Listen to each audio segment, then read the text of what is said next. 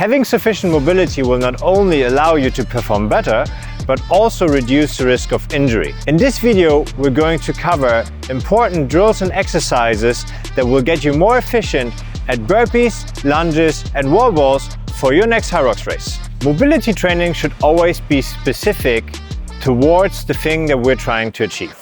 And if we look at mobility for Hyrox, we need to look at all of the exercises and the mobility demands of each particular exercise. When we think of Hyrox, there are three main exercises where we need to have sufficient mobility. That means we need to be able to work over the range of the exercise with sufficient strength and stability.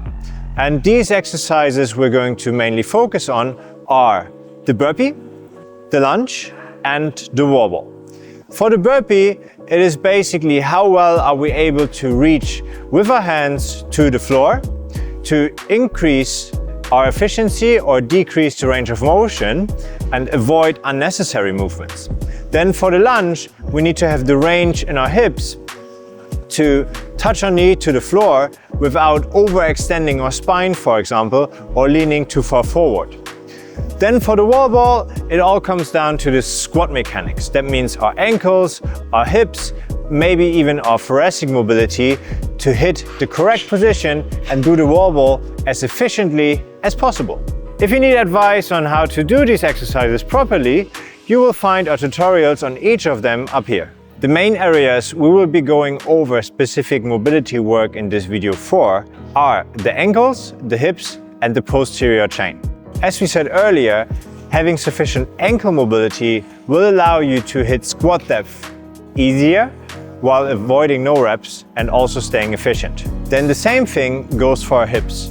It doesn't only allow you to hit a perfect squat, but also will help us out during the burpee and the lunge. Then the posterior chain is usually involved when we need to touch the floor or bring our hands towards our hands when we do the burpee. We have designed 3 different pre- and post-workout mobility routines that you can try out for your next training sessions. You will find them in the description down below. Now let's go over some of the drills. As we just spoke about, we're going to start with ankle mobility.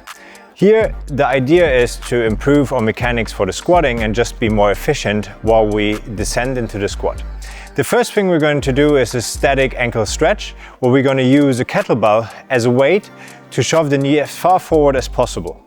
So the idea here is to keep your heel on the floor while you're in the position and use the weight of the kettlebell to get as much tibia translation forward as possible. That means we want to have the shin as far forward as we can while still maintaining a stable arch on the foot and having our heel touch the floor.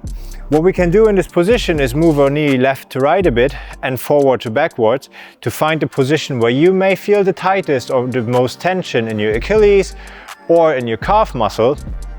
So if you found a good position, hang out there for a couple of seconds, try to go in and out again for a couple of reps and repeat this on both sides for 2 to 3 rounds of 30 to 60 seconds. As we said in the introduction, mobility is not just flexibility, but we also want to have control, stability and strength in the positions that we just opened up. That means now we have increased our range by a static ankle stretch, and now we want to use the newly gained range in an active drill, which is called an active ankle drill.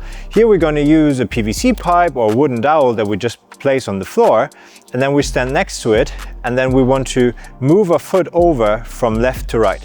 That means we have some rotation of the ankle and we have this active dorsiflexion where we actively pull our toes as close to our knee as possible and really activate all the muscles in front of the shin. And you might also feel a stretch in the back of the knee or your calf again.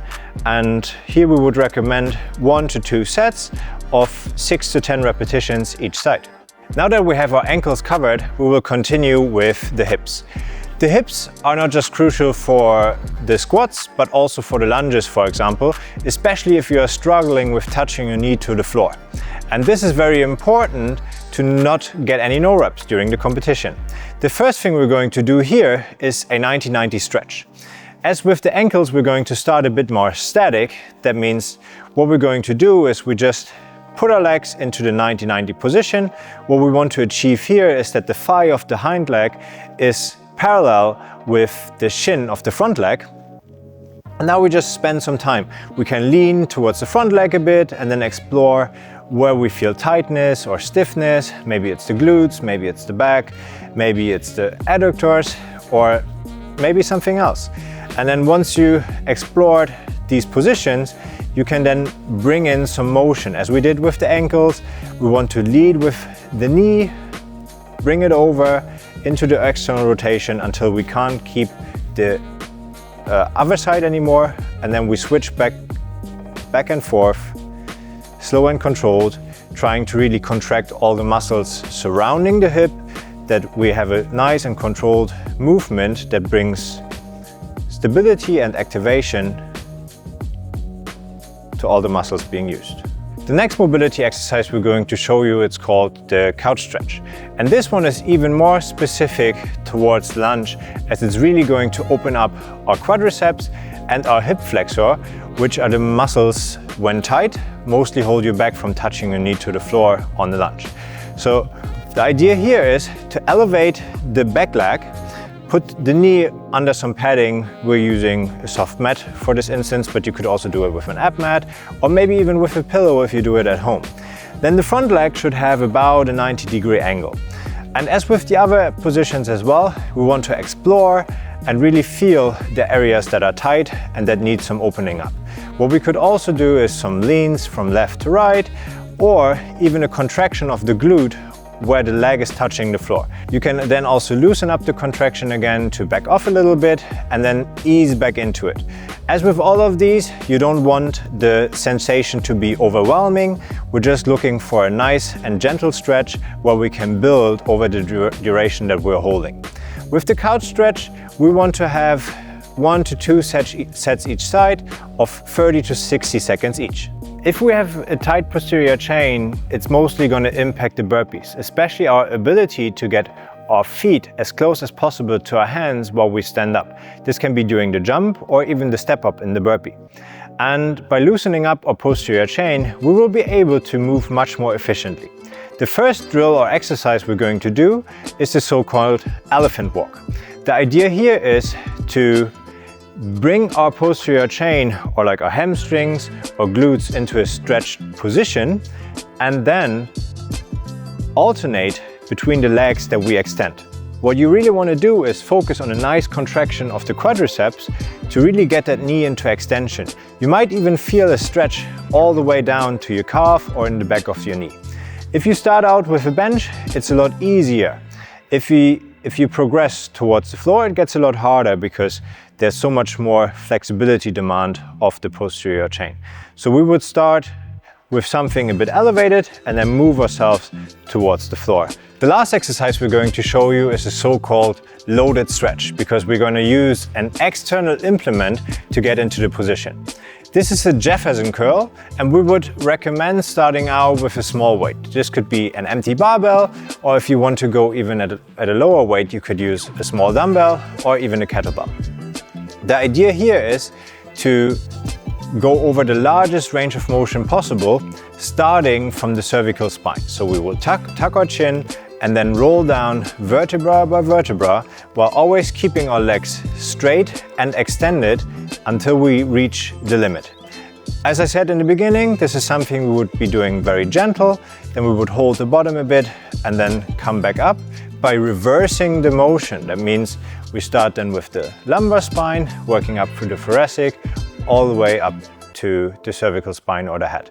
And we would do this for several repetitions, while always keeping the quads flexed. That means you will feel a stretch in the hamstrings, in the back of the knee, maybe even in your lower back or your calf as you go down, and really strengthen every single one of these positions.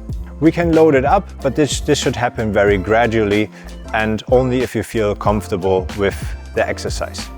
If you're very flexible, you might want to elevate your feet so you have more range of motion to work over.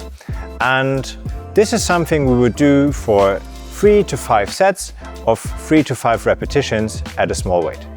To really have good and long-lasting effects, the most important thing is that you do it often and on a regular basis. We would recommend including some mobility training before as well as after your training. If you're interested in seeing what goes in between these mobility parts, check out our Hyrox program in the description down below. Now, thanks for watching and see you in the next one.